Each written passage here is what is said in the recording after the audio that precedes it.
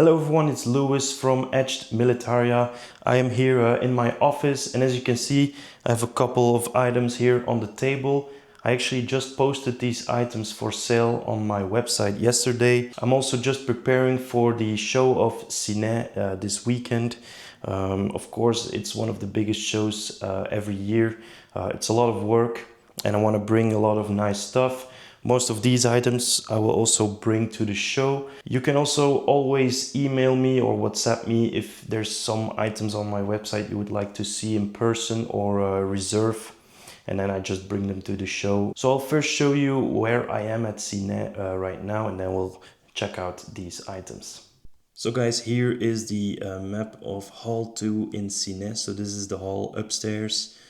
The warm hall, as we say as well, and as you can see, quite a lot of tables. You go inside right here, we have some food markets, and then here you go through the doors to the left, and then you are in the hall. My table is right here. It is on the row CX16, and as you can see, Etched Militaria we have right here. So definitely pay me a visit if you are going to the show. So as you might have already seen on my website, a couple of new really nice items in my opinion. As always, some nice hangers, porta-piece, dagger attachments, and then we have some standard army, Luftwaffe, SA, Hitlerjugend, and some special ones. So let's start right here with the first one. A really beautiful condition dress bayonet with a nice brown leather frog. But what's special, of course, is the blade. As some of you guys might know, I really love etched blades, and here we have a rare Huller pattern with the flag cannon right there. So quite a rare piece. The backside is plain. This is a steel blade, nickel plated, and then etched, and these Hullers are typically stamped on the front with the logo. You don't want to see these etched, they need to be stamped. And that typical sentence, voor herinnering aan mijn diensttijd. So it's a standard one. You have these in deluxe as well with a flak, regiment, etc. on the blade. But look at that flag cannon, really nice. And what's important with these bayonets is that the condition of the hilt itself is also good, as these are just zinc and then nickel plated, so they wear pretty easily.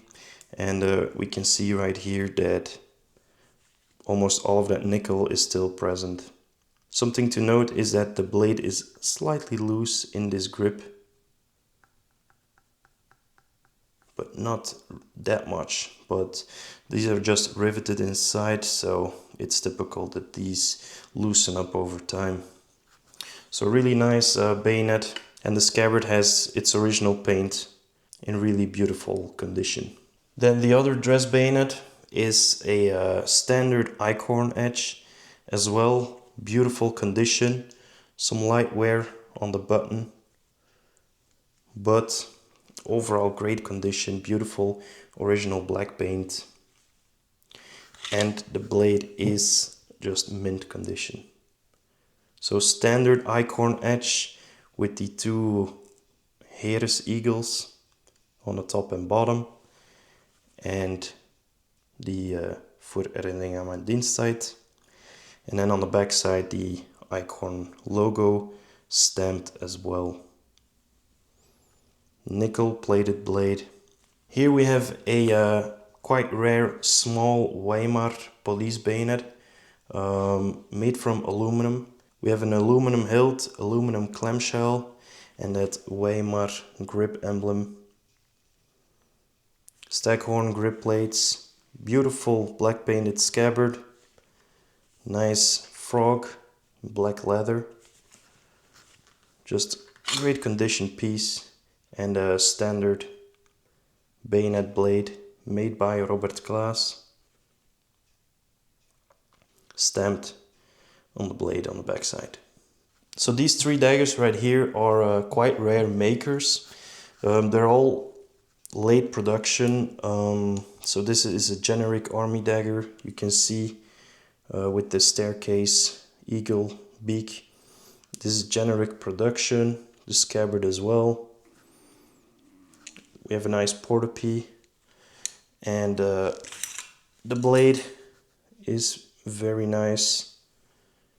You can see maybe slight polishing on this blade, but maker's mark on the back side.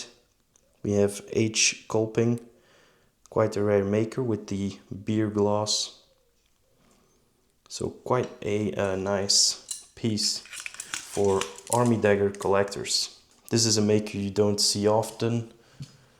And the other army dagger is also a rare maker. Again, late generic production. This one is like silver plated. We see that often. The scabbard here is not generic, as you can see. But if we look at the blade, very nice blade. Some light corrosion on the tip, front and back. But the maker's mark, very well known, Gustav Spitzer. And a hard to find maker for army daggers. Then here the second model Luftwaffe dagger, very nice condition.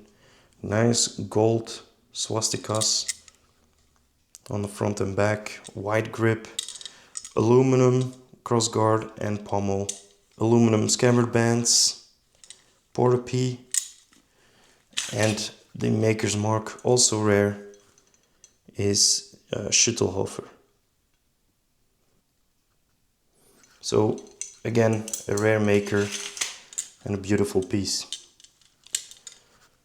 Then we have a SA dagger, quite a nice one as well. I really like the overall look of this one, but one quirk, it has quite a big scratch in that wooden grip right here, as you can see, which is a shame, of course, but for the rest it is really in beautiful condition. Anodized scabbard, all nickel silver. That eagle is beautifully inlaid in the grip, and the fitting is very nice as well. WF marked. All those screws are in place, and the blade is absolutely beautiful. As you might have noticed from the dark color of the grip, this is a Herder piece, F Herder, with the crossed keys. Just a fantastic blade, cross grain, beautiful condition. But because of that scratch on the grip, it is priced at $12.50, which is reasonable for a dagger in that quality. Another SA dagger with a rare hanger. This is a Felternhalle hanger. These were made for SA daggers to be worn vertically, but then later they also used them for Napola NPA daggers, and they made a hole on the front. The NPA scabbard could fit inside. As you can see, this one has a hole. To find a hanger without a hole, it's really difficult, and they go for a lot of money. These always have a hole right here as well for the SA scabbard. So even the Napola ones always have this hole because they were transitioned, of course. And on the back side, they are always stamped RZM, or I'll say most of the time RZM with the code. So it's a really nice hanger, quite rare. And the dagger itself is an early production, nickel silver. Condition is medium. This bottom piece is slightly loose and worn near those screws. The blade is also in decent condition. I'd say there is some rust on the blade, but the maker's mark is really nice. So this is made by Paul Abel, and on the rarity scale, this is a 10 out of 10. So that's really cool to see. Also WF GAU marked. The first Hitlerjugend knife right here is an early production one. So we can see no ricasso on the blade, a steel hilt, magnetic, and that small grip emblem. And if I touch this, it does move left to right, up and down. And that grip emblem is in really nice condition. The blade does have the Blutonere motto. And then on the back side, it is stamped with the Karl Heidelberg logo, Gesgeschütz as well, and those two milk bottles. Original black painted scabbard, and the nice brown belt loop. Just some damage right here. A piece of leather that is missing. Then the next Hitlerjugend knife is also an early one. Steel hilt, again you can see some corrosion here. That's something you only see on steel hilts. Small grip emblem, again very nice condition grip emblem, and it does move up and down. Try to show you. So really nice and what you want to see. Early blade, as you can see it is sharpened, but we have that motto still very visible. And the backside stamped with the Christians Solingen maker's mark. Also Gesgeschütz. So a very cool early production knife. The belt loop is quite soft, as you can see, lightly worn, but it is still fully attached. And a brown painted button. Next up, a First World War combat knife or trench knife. So this knife is made by Clement and Young, and as you can see the grip is quite specially shaped right here. Something I've only seen on Clement and Young so far. The scabbard, steel scabbard, black paint, most of it is gone. Belt loop with that typical star symbol for Imperial knives, and a steel blade. It is stamped on the front with the Imperial crown, and then on the back side we have the Clement and Young shield logo. So very rare piece by this maker. You don't see them very often. Then here I have a private purchase hunting knife, German made. This is a typical German grip in horn, and it does have a lot of damage.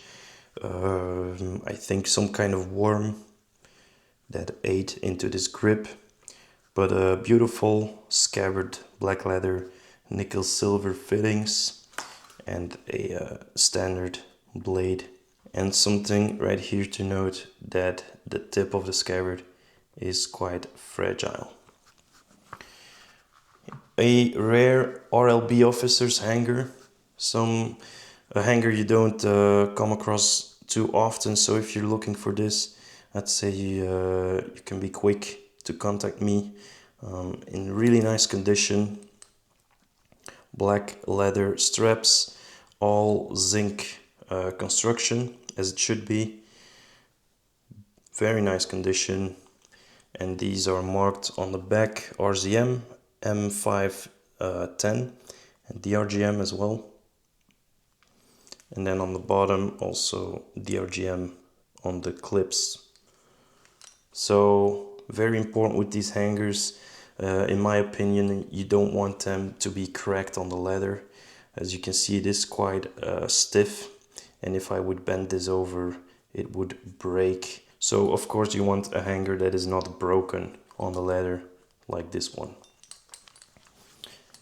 Here we have a RAD Hewer dagger hanger, complete with the belt loop. It's the model where it's not detachable, but just a nice hanger. Maker's mark on the back side and the date 1938. Just a really beautiful hanger. Both screws in place on the clip, and the back side of the clip is also marked HNCO 37. So very nice piece. A hunting dagger hanger, green leather, quite hard to find, in very beautiful condition. So very nice if you need to complete your hunting dagger. Green leather is important for the Third Reich period. Beautiful SA dagger hanger. As you can see, that leather is in really good condition. Very fresh. RZN marked on the back side. So we have RZM and then L2 37139. And a steel clip, nickel plated, some corrosion on that clip, but it's also stamped M525. Really nice, beautiful condition hanger. Then we have some regular hangers for Luftwaffe and 3 army hangers. The Luftwaffe one is aluminum production, very light and in decent condition. Only 120 euros is very fair, I think, if you still need to complete your dagger. This first one of the army dagger hangers is very beautiful condition. So zinc production, as you can see, absolutely stunning condition, DRGM marked, and very frosted clips on the bottom, white frosting. The other one is a bit cheaper because the condition is also nice, but not as nice as the previous one. We do see some wear on these bands and not as much frosting. And then the last one is in quite a worn condition, quite dirty straps. We have some zinc pest on those clips. So yeah, there's a big price difference because this one is 110 euros, so it's double the price. Here is a rare army dagger belt loop. So this is how they wore the army daggers on the belt. Just clip it in like this. As you can see, it fits the shape of the hanger, and it's just a very nice thing if you like to complete your dagger like this. And the condition is absolutely stunning, perfect, brown leather, fresh aluminum clip, just a great piece. A army saber hanger made by Luneschloss. We have the Luneschloss logo right there, with some gray felt on the back. And then 2 army porta piece. One is in better condition than the other one. The cheaper one right here has some damage on the cord. So that's it, guys. You can see all of these items on my website. I'll leave a link in the description of this video.